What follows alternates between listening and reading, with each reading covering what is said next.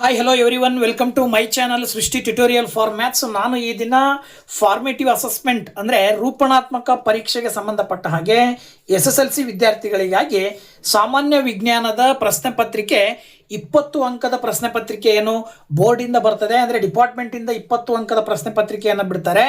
So ಆ ಒಂದು ಡಿಪಾರ್ಟ್ಮೆಂಟಿಂದ ಬರುವಂತಹ 20 ಅಂಕದ ಪ್ರಶ್ನೆ ಪತ್ರಿಕೆ ಯಾವ ರೀತಿ ಇರುತ್ತೆ, ಸೊ ಆ ಒಂದು ಪ್ರಶ್ನೆ ಪತ್ರಿಕೆಯಲ್ಲಿ ಬರುವ ಪ್ರಶ್ನೆಗಳಿಗೆ ಹೇಗೆ ಉತ್ತರವನ್ನು ಹೇಳ್ಬೋದು ಅನ್ನೋದಕ್ಕೆ ಸಂಬಂಧಪಟ್ಟ ಹಾಗೆ ಪ್ಯಾಟರ್ನ್, ಕ್ವಶನ್ ಪೇಪರ್ ಪ್ಯಾಟರ್ನ್ ಜೊತೆಗೆ ಅದರಲ್ಲಿರುವ ಪ್ರಶ್ನೆಗಳಿಗೆ ಸಂಪೂರ್ಣ ಉತ್ತರಗಳನ್ನು ಈ ಒಂದು ವಿಡಿಯೋದಲ್ಲಿ ನಿಮ್ಮ ಜೊತೆ ಹಂಚ್ಕೊಳ್ತಾ ಇದ್ದೀನಿ.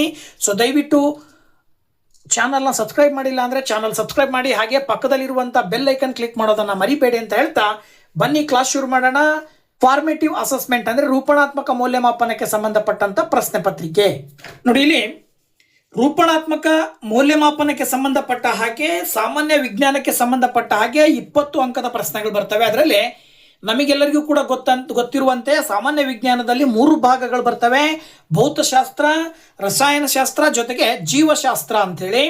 ಸೊ ಇದಕ್ಕೆ ಸಂಬಂಧಪಟ್ಟ ಹಾಗೆ ಭೌತಶಾಸ್ತ್ರಕ್ಕೆ 7 ಅಂಕಗಳು, ರಸಾಯನಶಾಸ್ತ್ರಕ್ಕೆ 6 ಅಂಕಗಳು, ಜೊತೆಗೆ ಜೀವಶಾಸ್ತ್ರಕ್ಕೆ 7 ಅಂಕಗಳ ರೂಪದಲ್ಲಿ ಈ ರೀತಿಯಲ್ಲಿ ಭಾಗಗಳಿಗೆ ಅಂಕಗಳು ಸ್ವಲ್ಪ ಹೆಚ್ಚು ಕಡಿಮೆ 1 ಅಂಕದ ವ್ಯತ್ಯಾಸ ಆಗಬಹುದು.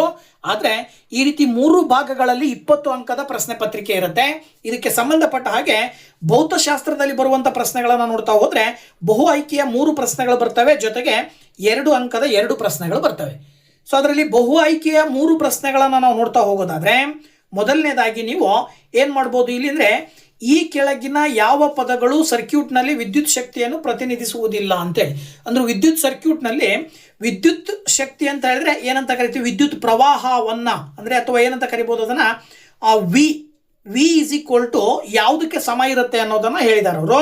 ಇದಕ್ಕೆ ನೀವು ಆನ್ಸರ್ನ ಏನು ಹೇಳ್ಬೋದು ಅಂದರೆ, ಇಲ್ಲಿ ವಿದ್ಯುತ್ ಶಕ್ತಿಯನ್ನು ನಾವು ವಿದ್ಯುತ್ ಸಾಮರ್ಥ್ಯ ಅಂತೇಳಿ ಹೇಳ್ತೀವಿ. ಆಕ್ಚುಯಲ್ ಆಗಿ ಅದು ವಿದ್ಯುತ್ ಸಾಮರ್ಥ್ಯ ಅಂತ ಹೇಳಿದ್ರೆ P is equal to VI ಅನ್ನುವಂಥ ಸೂತ್ರಕ್ಕೆ ನಾವು ವಿನ ಬೆಲೆಯನ್ನು ನಾವೇನಾದರೂ IR ಅಂತೇಳಿ ತಗೊಂಡು ಪಕ್ಕದಲ್ಲಿ I ತಗೊಂಡ್ರಿ ಅಂತ ಹೇಳಿದ್ರೆ I²R ಅಂತೇಳಿ ಬರೀಬಹುದು, ಅಥವಾ V²/R ಅಂತ ಬರೀಬಹುದು, ಅಥವಾ VI ಅಂತ ಬರೀಬಹುದು. ಓಕೆನಾ? IR² ಅಂತೇಳಿ ಬರೀಲಿಕ್ಕೆ ಸಾಧ್ಯ ಆಗೋದಿಲ್ಲ. ಹಾಗಾಗಿ ನೀವು IR² ನೀವು ಇಲ್ಲಿ ಆನ್ಸರ್ ಅಂತೇಳಿ ಹೇಳಬೇಕಾಗತ್ತೆ. ಅಂದರೆ ಆಪ್ಷನ್ B ಅಂತೇಳಿ ಬರೆದ್ಬಿಟ್ಟು ನೀವು ಉತ್ತರವನ್ನಾಗಿ IR² ಅಂತೇಳಿ ಉತ್ತರವನ್ನಾಗಿ ಹೇಳಬೇಕಾಗತ್ತೆ. ಅದೇ ರೀತಿಯಲ್ಲಿ ನೆಕ್ಸ್ಟ್ ಕ್ವಶನ್, ಒಂದು ಉಪಕರಣವು ಬಳಸುವ ವಿದ್ಯುತ್ ಸಾಮರ್ಥ್ಯದ ಘಟಕವು ಅಂತ ಕೇಳಬಹುದು. ಅಂದರೆ ನೀವು ಇಲ್ಲಿ P ಪವರ್ ಅಂತ ಏನು ಕರಿತೀವಿ, ನೀವು ವಿದ್ಯುತ್ತಿನ ಸಾಮರ್ಥ್ಯವನ್ನು ಬಳಕೆ ಮಾಡ್ತೀರಲ್ಲ, ಈ Pನ SIನ ಮೂಲಮಾನ ಯಾವುದು ಅಂತ ಕೇಳಿದ ಹಾಗೆ ಅದು. ಸೊ Pನ ನಾವು ಪವರನ್ನು, ಅಥವಾ ಅಂದರೆ ಏನು, ವಿದ್ಯುತ್ತಿನ ಸಾಮರ್ಥ್ಯವನ್ನು ನಾವು ಏನಂತ ಕರಿತೀವಪ್ಪ ಅಂತ ಹೇಳಿದ್ರೆ ವ್ಯಾಟ್ ಅಂತ ಹೇಳ್ಬಿಟ್ಟು ಕರಿತೀವಿ. ಹಾಗಾಗಿ ನೀವು ವ್ಯಾಟ್ ಅಂತೇಳಿ ನೀವು ಇಲ್ಲಿ ಕೊಟ್ಟಂಥ ಆಪ್ಷನ್ಗಳಲ್ಲಿ ಆಪ್ಷನ್ C ಅನ್ನು ಕೊಟ್ಟಿದ್ದಾರೆ, ವ್ಯಾಟ್ ಅಂತೇಳಿ. ಸೊ ನೀವು ವ್ಯಾಟ್ ಅನ್ನ ಉತ್ತರವನ್ನಾಗಿ ಆಯ್ಕೆ ಮಾಡಬೇಕಾಗತ್ತೆ. ಅದೇ ರೀತಿಯಲ್ಲಿ ನೆಕ್ಸ್ಟು 3ನೇ ಕ್ವಶನ್ ಅನ್ನು ಕೊಟ್ಟಿದ್ದಾರೆ. 3ನೇ ಕ್ವಶನ್ನು, ಯಾವುದೇ ಒಂದು ವಸ್ತುವಿನ ವಿದ್ಯುತ್ ಪ್ರತಿರೋಧಕತೆಯು ಇದನ್ನು ಅವಲಂಬಿಸಿರುತ್ತದೆ ಅಂತೇಳಿ. ಯಾವುದೇ ಒಂದು ವಸ್ತುವಿಗೆ ವಿದ್ಯುತ್ತಿನ ಒಂದು ಪ್ರತಿರೋಧಕತೆ ಅಂತಕ್ಕಂಥದ್ದು ಕೆಳಗಿನ ಯಾವುದರ ಮೇಲೆ ಡಿಪೆಂಡ್ ಆಗಿರುತ್ತೆ ಅನ್ನೋದು ಕ್ವಶನ್. ಇದಕ್ಕೆ ಸಂಬಂಧಪಟ್ಟ ಹಾಗೆ ನೀವು ನೋಡೋದಾದ್ರೆ ನಿಮಗಿಲ್ಲಿ ಅದರ ಒಂದು ದಪ್ಪ, ಅದರ ಆಕಾರ, ಮತ್ತು ಆ ಒಂದು ವಸ್ತುವಿನ ಸ್ವರೂಪ ಮತ್ತು ಅದರ ಉದ್ದ ಅಂತ ಕೊಟ್ಟಿದ್ದಾರೆ.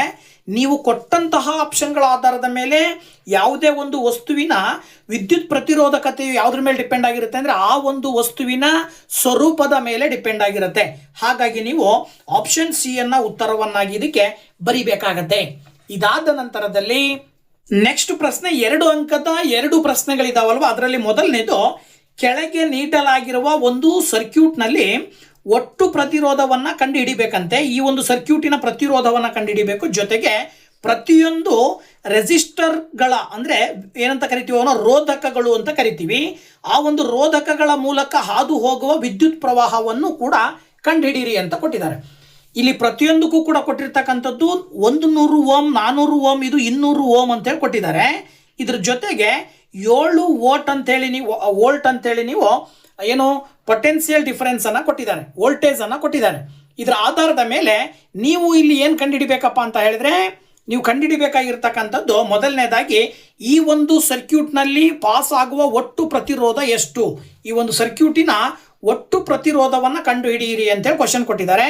ಸೊ ಇದಕ್ಕೆ ಪ್ರತಿರೋಧವನ್ನು ಕಂಡುಹಿಡಿಬೇಕು ಅಂತ ಹೇಳಿದ್ರೆ ನೀವು ಇಲ್ಲಿ ಕೊಟ್ಟಿರ್ತಕ್ಕಂತಹ 3 ರೆಸಿಸ್ಟರ್ಸ್ಗಳು ಅಥವಾ 3 ರೋಧಕಗಳು ಏನಾಗಿದ್ದಾವೆ ಅಂದರೆ ಒಂದ್ರ ಪಕ್ಕ ಒಂದು ಕನೆಕ್ಷನ್ ಮಾಡಿದ್ದಾರೆ. ಇದನ್ನು ನಾವೇನಂತ ಕರಿತೀವಿ ಅಂದರೆ ಸರಣಿ ಜೋಡಣೆ ಅಂತೇಳಿ ಕರಿತೀವಿ.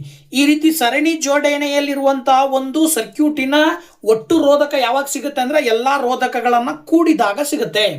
ಸೊ ಇದರ ಆಧಾರದ ಮೇಲೆ ಇದಕ್ಕೆ ನೀವು ಉತ್ತರವನ್ನು ಹೇಗೆ ಬರೀತೀರಾ ಅಂದರೆ, ಸೊ ನೋಡಿ ಇಲ್ಲಿ RS ಅಂತ ಹೇಳಿದ್ರೆ ಸರಣಿ ಜೋಡಣೆಯ ರೋಧಕಗಳು ಅಥವಾ ರೆಸಿಸ್ಟರ್ಗಳ ಒಟ್ಟು ಮೊತ್ತವನ್ನು ಕಂಡುಹಿಡಿಬೇಕು. ಅಂದರೆ ಒಂದು 100 ಓಮ್ ಕೊಟ್ಟಿದ್ದಾರೆ, ಇನ್ನೊಂದು 400 ಓಮ್ ಕೊಟ್ಟಿದ್ದಾರೆ, ಮತ್ತೊಂದು 200 ಓಮ್ ಕೊಟ್ಟಿದ್ದಾರೆ. ಇಷ್ಟುಗಳನ್ನು ಕೂಡಿದಾಗ 700 ಓಮ್ ಬರುತ್ತೆ. ಇದರ ಆಧಾರದ ಮೇಲೆ ನೀವು ಇದು ಒಂದು ಆನ್ಸರ್ ಆಯಿತು. ಇನ್ನೊಂದು ಆನ್ಸರ್ ಏನು ಕೊಡ್ತಾರೆ ಅಂತ ಹೇಳಿದ್ರೆ, ಈ ಒಂದು ಸರ್ಕ್ಯೂಟ್ನ ಒಳಗಡೆ ವಿದ್ಯುತ್ ಶಕ್ತಿಯ ಪ್ರವಾಹ, ವಿದ್ಯುತ್ತಿನ ಪ್ರವಾಹ ಎಷ್ಟು ಅಂತೇಳಿ ಕೊಟ್ಟಿದ್ದಾರೆ. ಸೊ ಇದರಲ್ಲಿ ವಿದ್ಯುತ್ತಿನ ಪ್ರವಾಹ ಎಷ್ಟಾಗತ್ತೆ ಅಂತ ಕಂಡುಹಿಡಬೇಕಂದ್ರೆ ನೀವು ಓಮ್ಸ್ನ ನಿಯಮದ ಪ್ರಕಾರ ಸೂತ್ರ ಬರುತ್ತೆ, V = IR. ಸೊ ಈ ಒಂದು ಸೂತ್ರವನ್ನು ಬಳಕೆ ಮಾಡಿ I ಕಂಡುಹಿಡಬೇಕಾಗಿರೋದ್ರಿಂದ, ವಿದ್ಯುತ್ ಪ್ರವಾಹವನ್ನು ಕಂಡುಹಿಡಬೇಕಾಗಿರೋದ್ರಿಂದ R ಆ ಕಡೆ ಕಳಿಸಿದ್ರೆ V/R ಆಗುತ್ತೆ. V ಅವರೇ ಕೊಟ್ಟಿದ್ದಾರೆ 7 /R ಅಂತ ಹೇಳಿದ್ರೆ ರೋಧಕ, ಒಟ್ಟು ರೋಧಕ ಕಂಡುಹಿಡಿದಿದ್ರೆ 700. ಅಲ್ಲಿಗೆ ಆನ್ಸರ್ ಎಷ್ಟು ಬರುತ್ತೆ? 0.01. ಸಿಂಪ್ಲಿಫೈ ಮಾಡಿದ್ರೆ ಇದನ್ನು ಆಂಪೇರ್ ಅಂತೇಳಿ ಕರಿತೀವಿ ನಾವು. ಯಾಕೆಂದರೆ ವಿದ್ಯುತ್ ಪ್ರವಾಹದ SIನ ಮೂಲಮಾನ, ಅಂತಾರಾಷ್ಟ್ರೀಯ ಮೂಲಮಾನ ಏನಪ್ಪ ಅಂತ ಹೇಳಿದ್ರೆ ಆಂಪೇರ್ ಅಂತೇಳಿ. ಸೊ ಹಾಗಾಗಿ ನಾವು ಅದನ್ನು ಬಳಕೆ ಮಾಡ್ತೀವಿ. ಇದ್ರ ಜೊತೆಗೆ ಇದರ ಆಧಾರದ ಮೇಲೆ ಇದು ಸರಣಿ ಜೋಡಣೆ ಆಗಿರೋದ್ರಿಂದ ಸರಣಿ ಜೋಡಣೆಯಲ್ಲಿ ಎಲ್ಲ ರೋಧಕಗಳ ಮೂಲಕ ಹರಿಯುವ ವಿದ್ಯುತ್ ಪ್ರವಾಹವು ಒಂದೇ ಆಗಿರುತ್ತದೆ. ಆದ್ದರಿಂದ ಈ ಒಂದು ಸರ್ಕ್ಯೂಟ್ನಲ್ಲಿ ಹರಿಯುವ ವಿದ್ಯುತ್ ಪ್ರವಾಹ 0.01 ಆಗಿರುತ್ತದೆ ಅಂಥೇಳಿ ಈ ಪ್ರಶ್ನೆಗೆ ಉತ್ತರವನ್ನು ಬರಿಬೇಕಾಗತ್ತೆ. ಇದಾದ ನಂತರದಲ್ಲಿ ನೆಕ್ಸ್ಟ್ 2ನೇ ಕ್ವಶನ್ ಕೊಟ್ಟಿದ್ದಾರೆ, 2 ಅಂಕದ್ದು. ನೋಡಿ 2ನೇ ಕ್ವಶನ್ ಕೊಟ್ಟಿದ್ದಾರೆ ಏನು ಅಂದರೆ, ಒಂದು ವಿದ್ಯುತ್ ಬಲ್ಬ್ ಅನ್ನು 220 ವೋಲ್ಟ್ ಜನರೇಟರ್ಗೆ ಸಂಪರ್ಕಿಸಲಾಗಿದೆ. ವಿದ್ಯುತ್ ಪ್ರವಾಹ 0.5 ಆಂಪ್ಸ್ ವಿದ್ಯುತ್ ಪ್ರವಾಹ, ಬಲ್ಬ್ನ ಶಕ್ತಿಯನ್ನು ಕಂಡುಹಿಡಿಯಿರಿ, ಬಲ್ಬ್ನ ಸಾಮರ್ಥ್ಯವನ್ನು ಕಂಡುಹಿಡಿಯಿರಿ. ಈ ಬಲ್ಬ್ನ ಸಾಮರ್ಥ್ಯವನ್ನು ನಾವು ಕಂಡುಹಿಡಿಬೇಕಂದ್ರೆ ಇಲ್ಲೂ ಕೂಡ ಇದು V, ಇದು I. ಸೊ P ಫಾರ್ಮುಲಾವನ್ನು ಬಳಕೆ ಮಾಡಬೇಕು. ಹೇಗೆ ನೋಡ್ರಿ, ಇಲ್ಲಿ ನೋಡಿ ವೆರಿ ಸಿಂಪಲ್ ಆಗಿ ಆನ್ಸರ್ ಹೇಳ್ಬೋದು. ಕೊಟ್ಟಂಥ ದತ್ತಾಂಶದ ಆಧಾರದ ಮೇಲೆ ವಿನ ಬೆಲೆ ಕೊಟ್ಟಿದ್ದಾರೆ 220 ವೋಲ್ಟು, ಆಮೇಲೆ ವಿದ್ಯುತ್ ಪ್ರವಾಹವನ್ನು ಕೊಟ್ಟಿದ್ದಾರೆ 0.5. ಸೊ P = V × I ಅಂತಕ್ಕಂಥದ್ದು ಸೂತ್ರ. V ಅಂದರೆ 220 × 0.5, ಇವೆರಡನ್ನ ಗುಣಾಕಾರ ಮಾಡಿದ್ರೆ 110 ವ್ಯಾಟ್ ಬರುತ್ತೆ. ಇದು ಬಲ್ಬ್ನ ಸಾಮರ್ಥ್ಯ. ಸೊ ಆ ಒಂದು ಬಲ್ಬ್ನ ಸಾಮರ್ಥ್ಯ ಎಷ್ಟು ಬರುತ್ತೆ ಅಂದರೆ 110 ವ್ಯಾಟ್ ಅಂತೇಳಿ ಉತ್ತರವನ್ನು ನೀವು ಬರಿಬೇಕಾಗತ್ತೆ. ಇನ್ನು ರಸಾಯನಶಾಸ್ತ್ರಕ್ಕೆ ಸಂಬಂಧಪಟ್ಟಂತಹ 6 ಅಂಕದ ಪ್ರಶ್ನೆಗಳು. 6 ಅಂಕದ ಪ್ರಶ್ನೆಗಳಲ್ಲಿ ಮೊದಲನೆಯದಾಗಿ 2 ಬಹು ಆಯ್ಕೆಯ ಪ್ರಶ್ನೆಗಳು ಇರ್ತವೆ. ಮೊದಲನೇ ಪ್ರಶ್ನೆ ಹೇಳುತ್ತೆ, ಅಡುಗೆ ಪಾತ್ರೆಗಳನ್ನು ತಯಾರಿಸಲು ಅಲ್ಯೂಮಿನಿಯಂ ಅನ್ನು ಬಳಸಲಾಗುತ್ತದೆ. ಅಲ್ಯೂಮಿನಿಯಂನ ಈ ಕೆಳಗಿನ ಯಾವ ಗುಣಲಕ್ಷಣಗಳು ಇದಕ್ಕೆ ಕಾರಣವಾಗಿವೆ? ಅಲ್ಯೂಮಿನಿಯಂ ಅಂತಕ್ಕಂಥದ್ದು ಒಂದು ಲೋಹ. ಈ ಅಲ್ಯೂಮಿನಿಯಂ ಅನ್ನುವ ಲೋಹವನ್ನೇ ವಿಶೇಷವಾಗಿ ಏನು ಮಾಡ್ತಾರೆ, ಪಾತ್ರೆಗಳನ್ನು ತಯಾರಿಕೆಯಲ್ಲಿ ಬಳಕೆ ಮಾಡ್ತಾರೆ. ಯಾಕೆ ಅಂತ ಕ್ವಶನ್. ಸೊ ಇದು ಕೆಳಗಡೆ ಕೊಟ್ಟಂಥ ಆಪ್ಷನ್ಗಳನ್ನು ನೀವು ನೋಡ್ತಾ ಹೋದಾಗ ಮೃದುತ್ವ, ವಿದ್ಯುತ್ ವಾಹಕತೆ, ತಂತುಶೀಲತೆ ಮತ್ತು ಹೆಚ್ಚಿನ ಕರಗುವ ಬಿಂದು ಮತ್ತು ಉತ್ತಮ ಉಷ್ಣ ವಾಹಕತೆಯನ್ನು ಹೊಂದಿರತಕ್ಕಂಥದ್ದು ಅಂತ ಕೊಟ್ಟಿದ್ದಾರೆ. ಇವುಗಳಲ್ಲಿ ಅಲ್ಯೂಮಿನಿಯಂಗೆ ಮಾತ್ರ ವಿಶೇಷವಾಗಿರುವ ಗುಣ ಯಾವುದಪ್ಪ ಅಂದರೆ ಹೆಚ್ಚಿನ ಕರಗುವ ಬಿಂದು ಮತ್ತು ಉತ್ತಮ ಉಷ್ಣ ವಾಹಕತೆಯನ್ನು ಅದು ಹೊಂದಿರೋದ್ರಿಂದಾಗಿ ಅದನ್ನು ಪಾತ್ರೆಗಳನ್ನು ತಯಾರಿಕೆ ಮಾಡುವಲ್ಲಿ ಬಳಕೆ ಮಾಡ್ತಾರೆ. ಸೊ ನೀವು ಆಪ್ಷನ್ ಡಿ ಅನ್ನು ಇಲ್ಲಿ ಉತ್ತರ ಅಂತೇಳಿ ಬರೆದ್ಬಿಟ್ಟು ಹೇಳಬೇಕಾಗತ್ತೆ. ಓಕೆನಾ? ಇದಾದ ನಂತರ 2ನೇ ಕ್ವಶನ್, ಕೋಣೆಯ ಉಷ್ಣಾಂಶದಲ್ಲಿ ದ್ರವವಾಗಿರುವ ಲೋಹ ಅಂದರೆ ಸಾಮಾನ್ಯವಾದ ಒಂದು ವಾತಾವರಣದಲ್ಲಿ ದ್ರವ ರೂಪದಲ್ಲಿರುವಂತಹ ಒಂದು ಲೋಹ ಯಾವುದು? ಅದನ್ನು ನಾವು ಮರ್ಕ್ಯುರಿ ಅಥವಾ ಪಾದರಸ ಅಂತ ಕರಿತೀವಿ. ಸೊ ನೀವು 2ನೇ ಪ್ರಶ್ನೆಗೆ ಪಾದರಸವನ್ನು ಉತ್ತರವನ್ನಾಗಿ ಹೇಳಬೇಕಾಗತ್ತೆ. ಇದಾದ ನಂತರದಲ್ಲಿ 2 ಅಂಕದ 2 ಪ್ರಶ್ನೆಗಳನ್ನು ಕೊಡ್ತಾರೆ. 2 ಅಂಕದ 2 ಪ್ರಶ್ನೆಗಳಲ್ಲಿ ಮೊದಲನೇ ಪ್ರಶ್ನೆ, ಉಭಯಧರ್ಮಿ ಆಕ್ಸೈಡ್ಗಳು ಯಾವುವು? 2 ಉದಾಹರಣೆಗಳನ್ನು ನೀಡಿ ಅಂತ ಕೇಳಬಹುದು.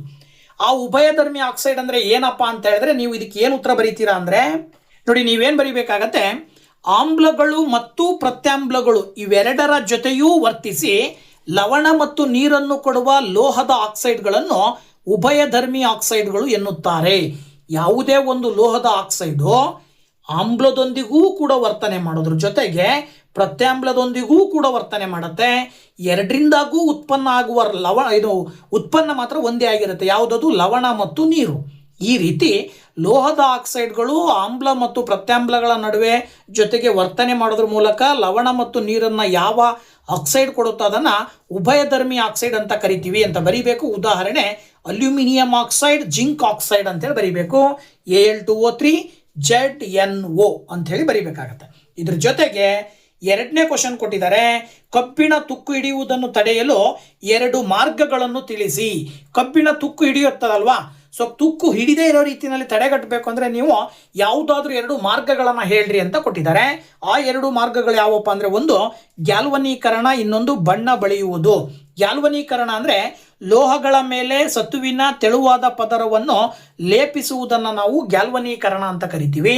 ಹಾಗೆ ಲೋಹದ ಮೇಲ್ಮೈಗೆ ಬಣ್ಣ ಅಥವಾ ಗ್ರೀಸ್ ಹಚ್ಚುವುದರಿಂದ ಗಾಳಿ ಮತ್ತು ತೇವಾಂಶ ತಗುಲುವುದನ್ನು ತಡೆಯಬಹುದು ಅಂತಕ್ಕಂಥದ್ದು ಇದು ಕೂಡ ಮತ್ತೊಂದು ಮಾರ್ಗ ಆಗಿದೆ.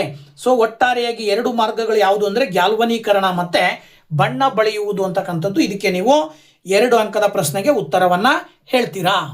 ಇನ್ನು ಜೀವಶಾಸ್ತ್ರಕ್ಕೆ ಸಂಬಂಧಪಟ್ಟ ಹಾಗೆ 7 ಅಂಕದ ಪ್ರಶ್ನೆಗಳಲ್ಲಿ 2 ಬಹು ಆಯ್ಕೆಯ ಪ್ರಶ್ನೆಗಳ ಜೊತೆಗೆ 1 ಅಂಕದ 2 ಪ್ರಶ್ನೆಗಳು ಜೊತೆಗೆ 1.5 1ರಂತೆ ಇನ್ನು 2 ಪ್ರಶ್ನೆಗಳನ್ನು ಕೊಟ್ಟಿರ್ತಾರೆ. ಒಟ್ಟು 7 ಅಂಕಕ್ಕೆ ಸರಿ ಮಾಡ್ತಾರೆ. ಇದರ ಆಧಾರದ ಮೇಲೆ ಬಹು ಆಯ್ಕೆಯ ಪ್ರಶ್ನೆ, ಸಸ್ಯಗಳಲ್ಲಿನ ಝೈಲಮ್ಗಳು ಇದಕ್ಕೆ ಕಾರಣವಾಗಿವೆ. ಸಸ್ಯಗಳಲ್ಲಿನ ಝೈಲಮ್ಗಳ ಕೆಲಸ ಏನು ಅಂತ ಕೊಟ್ಟಿದ್ದಾರೆ. ಅದು ವೆರಿ ಸಿಂಪಲ್, ಅದು ನೀರಿನ ಸಾಗಣೆ ಮಾಡುತ್ತೆ. ಹಾಗಾಗಿ 1ನೇ ಆಪ್ಷನ್ ಎ ಅನ್ನು ನೀವು ಉತ್ತರವನ್ನಾಗಿ ಹೇಳಬೇಕಾಗತ್ತೆ. ಅದೇ ರೀತಿ 2ನೇ ಪ್ರಶ್ನೆ, ಪೈರುವೇಟ್ ವಿಭಜನೆಯಾಗಿ ಇಂಗಾಲದ ಡೈಆಕ್ಸೈಡ್, ನೀರು ಮತ್ತು ಶಕ್ತಿಯು ಯಾವ ಹಂತದಲ್ಲಿ ಸಂಭವಿಸುತ್ತದೆ ಅಂದರೆ ಯಾವ ಜಾಗದಲ್ಲಿ ನಡೀತದೆ. ಪೈರುವೇಟ್ ವಿಭಜನೆಯಾಗೋದ್ರ ಜೊತೆಗೆ ಇಂಗಾಲದ ಡೈಆಕ್ಸೈಡು, ನೀರು ಮತ್ತು ಶಕ್ತಿಯ ಉತ್ಪಾದನೆ ಆಗೋದು ಎಲ್ಲಿ, ಅದು ಎಲ್ಲಪ್ಪ ಅಂತ ಹೇಳಿದ್ರೆ ಅದು ಮೈಟೋಕಾಂಡ್ರಿಯಾದಲ್ಲಿ. ಸೊ ನೀವು ಆಪ್ಷನ್ ಬಿ ಅನ್ನು ಉತ್ತರವನ್ನಾಗಿ ಹೇಳಬೇಕಾಗತ್ತೆ. ಮೈಟೋಕಾಂಡ್ರಿಯಾ ಅಂತೇಳಿ ಆನ್ಸರ್ ಬರೀತೀರಾ. ಇನ್ನು 1 ಅಂಕದ 2 ಪ್ರಶ್ನೆಗಳಿಗೆ ಸಂಬಂಧಪಟ್ಟ ಹಾಗೆ, ನಮ್ಮ ದೇಹದಲ್ಲಿ ಕೊಬ್ಬುಗಳು ಹೇಗೆ ಜೀರ್ಣವಾಗುತ್ತವೆ, ನಮ್ಮ ದೇಹದಲ್ಲಿ ನಾವು ಸೇವಿಸುವ ಆಹಾರದಲ್ಲಿರುವ ಕೊಬ್ಬು ಯಾವ ರೀತಿಯಲ್ಲಿ ಜೀರ್ಣ ಆಗತ್ತೆ, ಇದಕ್ಕೆ ಸಂಬಂಧಪಟ್ಟ ಹಾಗೆ 1 ಅಂಕದ ಪ್ರಶ್ನೆ ಆಗಿರೋದ್ರಿಂದ ಇದಕ್ಕೆ ನೀವು ಉತ್ತರ ಹೇಗೆ ಬರಿಬೋದಪ್ಪ ಅಂದರೆ, ನೋಡಿ ಇಲ್ಲಿ ಸಣ್ಣ ಕರುಳಿನಲ್ಲಿ ಕೊಬ್ಬು ಯಕೃತ್ತಿನಿಂದ ಸ್ರವಿಸುವ ಪಿತ್ತರಸ ಮತ್ತು ಮೆದೋಜೀರಕ ಗ್ರಂಥಿಯಿಂದ ಸ್ರವಿಸುವ ಲೈಪೇಸ್ ಕಿಣ್ವಗಳಿಂದ ಕೊಬ್ಬಿನ ಆಮ್ಲ ಮತ್ತು ಗ್ಲಿಸರಾಲ್ ಆಗಿ ಜೀರ್ಣಗೊಳ್ಳುತ್ತದೆ ಅಂತೇಳಿ ನೀವು ಉತ್ತರವನ್ನು ಬರಿಬೇಕಾಗತ್ತೆ. ಇನ್ನು 2ನೇ ಮತ್ತೊಂದು ಕ್ವಶನ್ನು, ಆಟೋಟ್ರೋಪಿಕ್ ಪೋಷಣೆ ಅಂದರೆ ಸ್ವಪೋಷಣೆಗಳಿಗೆ ಸಂಬಂಧಪಟ್ಟ ಹಾಗೆ ಸ್ವಪೋಷಕ ಪೋಷಣೆಗೆ ಅಗತ್ಯವಾದ ಸ್ಥಿತಿ ಏನು ಮತ್ತು ಅದರ ಉತ್ಪನ್ನಗಳು ಯಾವುವು ಅಂತ ಕೊಟ್ಟಿದ್ದಾರೆ. ಗೊತ್ತಾಯ್ತಲ್ವಾ? ನೋಡಿ, ಅದರ ಉತ್ಪನ್ನಗಳು ಯಾವುವು. ಸೊ ಇದಕ್ಕೆ ನೀವು ಉತ್ತರವನ್ನು ಹೇಳೋದಾದರೆ, ಅಲ್ಲಿ ಸ್ವಯಂ ಪೋಷಕ ಜೀವಿಗಳು, ಸ್ವಪೋಷಕ ಜೀವಿಗಳು ತಮ್ಮ ಆಹಾರವನ್ನು ತಾವೇ ತಯಾರಿಸ್ಕೊಳ್ಬೇಕು ಅಂದರೆ ಅಗತ್ಯವಾಗಿ ಏನು ಬೇಕಪ್ಪ ಅಂದರೆ ಅದು ಸೂರ್ಯನ ಬೆಳಕು, ಪತ್ರ ಹರಿತ್ತು, ಇಂಗಾಲದ ಡೈಆಕ್ಸೈಡ್ ಮತ್ತು ನೀರು ಅತ್ಯವಶ್ಯಕವಾಗಿರುತ್ತದೆ. ಗೊತ್ತಾಯ್ತಲ್ಲ? ಇನ್ನು ಅದರಿಂದ ಉತ್ಪನ್ನ ಏನು ಸಿಗುತ್ತಪ್ಪ ಅಂತ ಹೇಳಿದ್ರೆ, ದ್ವಿತೀಯ ಸಂಶ್ಲೇಷಣೆ ಕ್ರಿಯೆಯ ನಂತರದಲ್ಲಿ ಆಮ್ಲಜನಕ ಮತ್ತು ನೀರಿನ ಉತ್ಪಾದನೆ ಆಗುತ್ತೆ. ಆಮ್ಲಜನಕವನ್ನು ಸ್ಟೊಮ್ಯಾಟೋದ ಮೂಲಕ ಹೊರಗಡೆ ಕಳಿಸ್ತವೆ, ನೀರನ್ನು ಅಲ್ಲೇ ಇಟ್ಕೊಳ್ತವೆ. ಗೊತ್ತಾಯ್ತಲ್ಲ? ಇದರ ನಂತರದಲ್ಲಿ ನೆಕ್ಸ್ಟ್ ಕ್ವಶನ್ನು 1.5 ಮಾರ್ಕ್ಸಿಗೆ 2 ಕ್ವಶನ್ ಇದ್ದಾವೆ. ಮಾನವರಲ್ಲಿ ದ್ವಿಪರಿಚಲನೆಯನ್ನು ವಿವರಿಸಿ, ಅದು ಏಕೆ ಅಗತ್ಯ ಅಂತೇಳಿ. ಮನುಷ್ಯನ ದೇಹದಲ್ಲಿ ರಕ್ತದ ಒಂದು ಪರಿಚಲನೆ 2 ರೀತಿಯಲ್ಲಿ ನಡೀತದಲ್ಲ, ಅದನ್ನು ವಿವರಣೆ ಮಾಡಿ, ಜೊತೆಗೆ ಅದರ ಉಪಯೋಗ ಏನು, ಅದು ಯಾವುದಕ್ಕೆ ಯಾವ ಒಂದು ಕಾರಣದಿಂದಾಗಿ ಅಥವಾ ಆ ಪರಿಚಲನೆ ಆಗೋದ್ರಿಂದಾಗಿ ನಮಗೇನು ಅನುಕೂಲ ಆಗುತ್ತೆ ಅನ್ನೋದಕ್ಕೆ ಸಂಬಂಧಪಟ್ಟಾಗೆ ಬರೀರಿ ಅಂತ ಕೊಟ್ಟಿದ್ದಾರೆ. ಮೊದಲನೇ ಪಾಯಿಂಟು, ಮಾನವನಲ್ಲಿ ರಕ್ತವು ಒಂದು ಸಂಪೂರ್ಣ ಚಕ್ರದಲ್ಲಿ ಹೃದಯದ ಮೂಲಕ 2 ಬಾರಿ ಹಾದು ಹೋಗುತ್ತದೆ. ಇದನ್ನು ನಾವು ದ್ವಿಪರಿಚಲನೆ ಅಂತ ಕರಿತೀವಿ.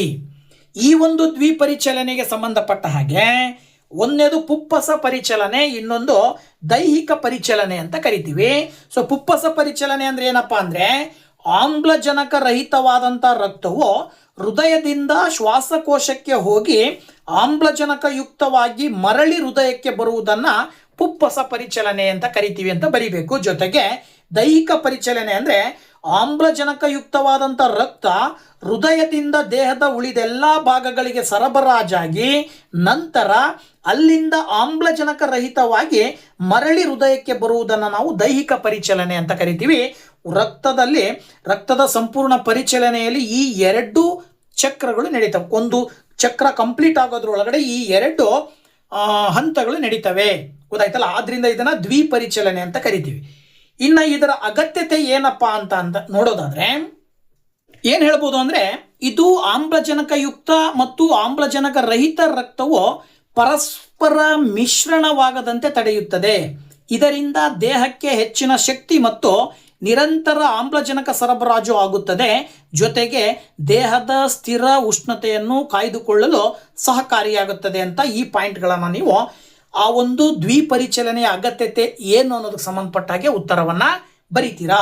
ಇದಾದ ನಂತರದಲ್ಲಿ ಎರಡನೇ ಕ್ವಶನ್ ಕೊಟ್ಟಿದ್ದಾರೆ, ಆಮ್ಲಜನಕ ಮತ್ತು ಆಮ್ಲಜನಕ ರಹಿತ ಉಸಿರಾಟವನ್ನು ಸೂಕ್ತ ಉದಾಹರಣೆಗಳೊಂದಿಗೆ ಪ್ರತ್ಯೇಕಿಸಿ ಅಂತ ಹೇಳಿದ್ರೆ ವ್ಯತ್ಯಾಸಗಳನ್ನ ಬರಿಬೇಕು. ನೀವು ಇವೆರಡರ ಮಧ್ಯೆ ಇರುವಂತಹ ವ್ಯತ್ಯಾಸಗಳನ್ನ ಬರಿಬೇಕು.